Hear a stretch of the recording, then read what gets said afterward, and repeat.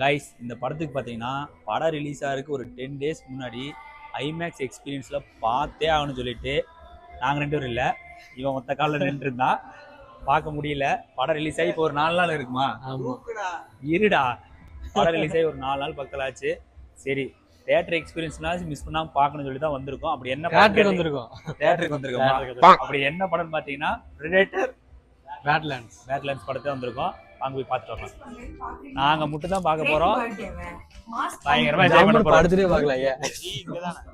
G இங்க எங்கடா seat? எங்க? எல்லா சீட் நம்ம சீட் தான். நம்ம மட்டும் தான் இருக்கோம். நம்ம மட்டும் தான் இருக்கோம். நாங்க ஸ்பெஷல் ஷோ ஒன்னு அரேஞ்ச் பண்ணிருக்கோம் எங்க 5 பேருக்கு மட்டும். கைஸ், பிரெடேட்டர் பேட்லேண்ட்ஸ் பார்த்துட்டு இப்போதான் வெளியே வரோம். மூவியோட ஒன்லைன் ஸ்டோரி பார்த்தீங்கன்னா, ஹீரோ இனத்திலேயே ஹீரோ வந்து கோழைன்னு அவங்க அப்பா சொல்றாரு. பட் அவரு நான் கோலை இல்லை, நான் வீரன்னு நிரூபிக்கிறதா மூவியோட ஒன்லைன் ஸ்டோரியே.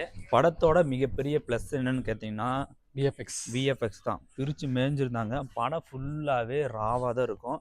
சூப்பராக கொண்டு போயிருந்தாங்க.